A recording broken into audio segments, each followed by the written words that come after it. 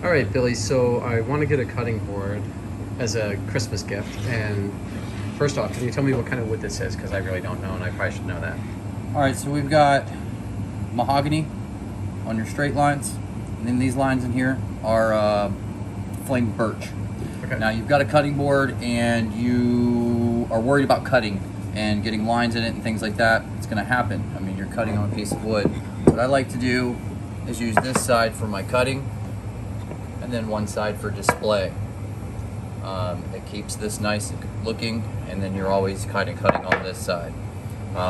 When you first get your cutting board, it should already be waxed from here, but you can always practice your first time with it.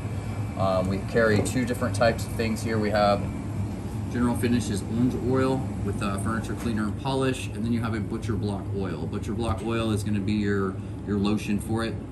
If you have leather at home, you know if you don't keep your leather oiled, it's going to crack. Same thing will happen to your cutting board. Your best rule of thumb is every time you get it wet, you want to add this butcher block oil back to it. Whenever you want to clean it, you want to use the orange oil. The orange oil will help kill bacteria with the acidity in it. Now, it's not going to be 100% antibacterial, but it will help. You can use antibacterial on this, but you want to stay away from alcohol, so you've got to find that balance in between the two. So every time you wash it, you want to go ahead and use the orange oil or the butcher block? You should probably use the orange oil if you've used it, especially if you've used like a meat or something like that and you're trying to clean it. Okay. Because I mean, soap and water will work as well, but this stuff just gives it a little bit more edge because it gets down in there and pushes it out. Yeah, it really makes it look, it shines nice too. So the beveled edge is that you put the bevel on it because that's the edge that you're gonna, or the top to it, the part Yeah, that's you more see decorative. there's two profiles there. One makes it look like the bottom, and one makes it look like it would be the top. Right. Kind of like a trophy stand or. It's got beautiful grain on it. Thanks. And then how do you apply the butcher block or the orange oil? What would you use? We're going to use the butcher block because it's not dirty right now. Okay. So use the butcher block, and then you're using the pad. Do you call that a buffing pad? Or? Yeah. The butcher block is probably predominantly mineral oil, I want to say. Not sure the safety's off. It's not. Fresh bottle. All right, so we also have these non-abrasive pads. These non-abrasive pads are basically the backside of your dish sponge. It's the scratchy side. So you don't have to get one of the fancy pads. You could use something else like that, but that's... Yeah. I mean, they have different textures and different grits for what you're doing. Mm-hmm. I believe this is I want to say a 220 grit, maybe even a 180 grit. It's not very... Yeah.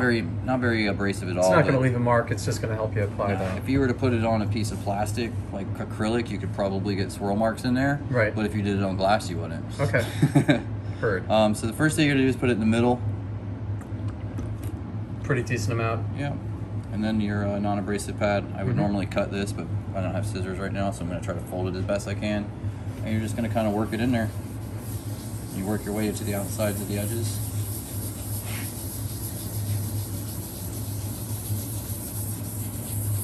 By the way, everybody, this is how I get to make sure that it's done before I actually buy the butcher block. I just have to really show us how to do it. I think I owe him lunch now. Yeah. That looks beautiful. It's Christmas. I love the way that the grain really pops on that wood. And you'll notice that the white woods here are taking that oil and sucking it up more than these other woods. That's because it isn't end grain. Because it's not end grain. Okay. Right. The end grain will soak it up more, but the straight grain is not going to soak it up as fast. We have some sunshine coming in there too, folks. Sorry about the shadow on that. It looks beautiful. Yeah, look at that. It's so pretty.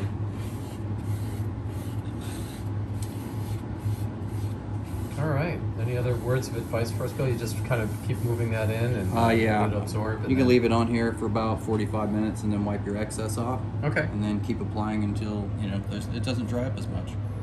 That's beautiful. All right. Thanks, Billy. Later. All right.